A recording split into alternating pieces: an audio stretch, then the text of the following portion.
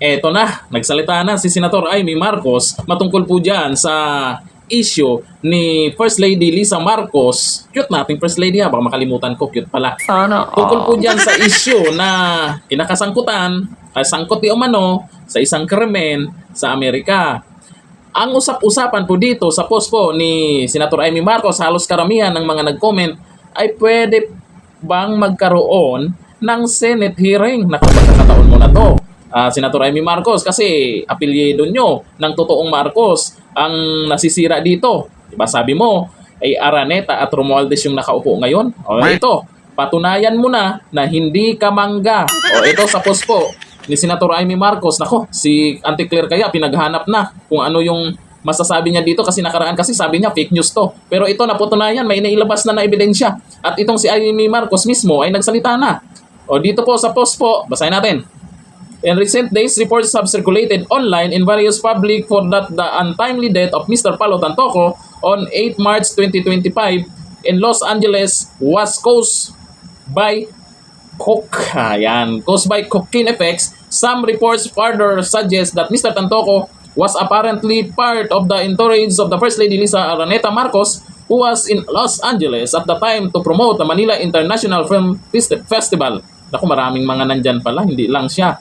More troubled are claims circulating online that the First Lady may have personal knowledge of the circumstances surrounding Mr. Tantoco's death, with some alleging that she was present at the scene either shortly before, during, or immediately after the incident. Dagdag pa niya sa post niya, given the gravity of these allegations and the matter's undeniable public interest, I urge Malacanang to issue a comprehensive report on that circumstances of Mr. Tantoco's death, including any involvement.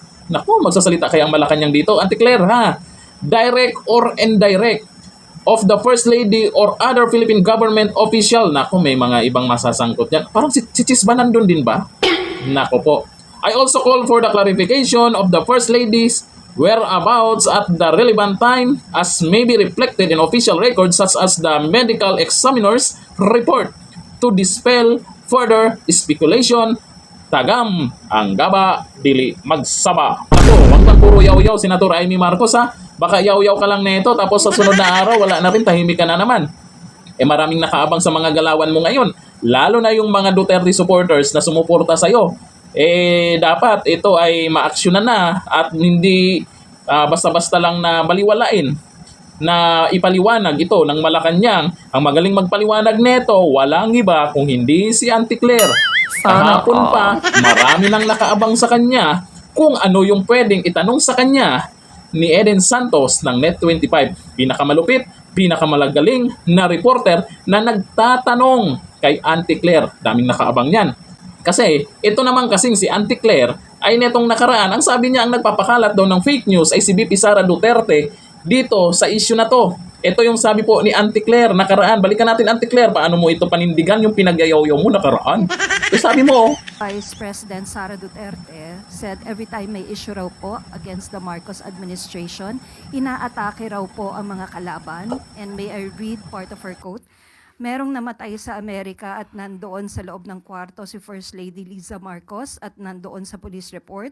Cocaine yung sinasabi nagkalat doon sa kwarto na yon, ay bigla na lang nilang hinila, kinuha, dinukot si Pangulong Duterte.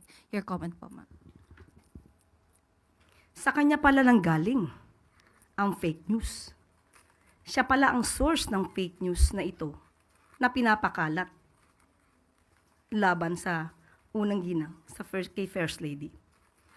Unang-una po, kailangan pa ba natin paniwalaan ang mga ganitong klaseng istorya na nanggagaling sa Vice Presidente?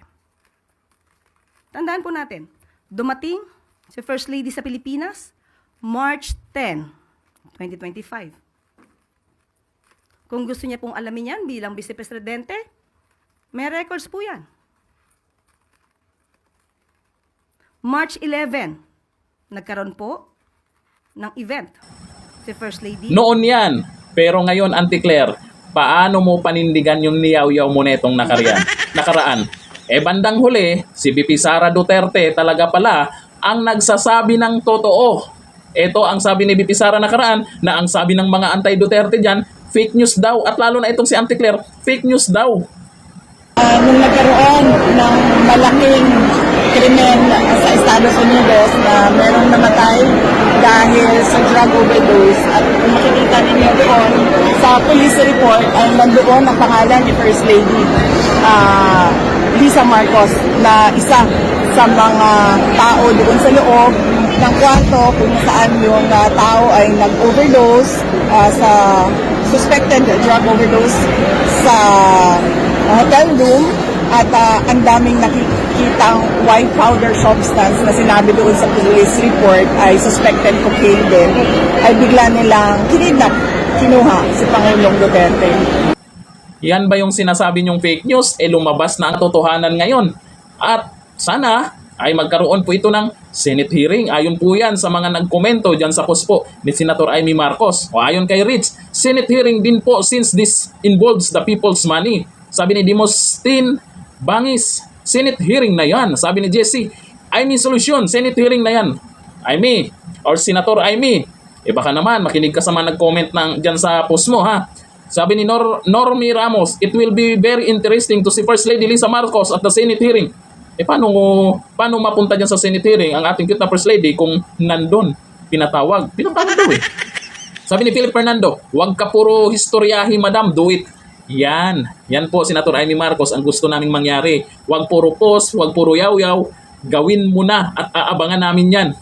Isa ako sa sasaludo sa'yo pag merong Senate hearing yan.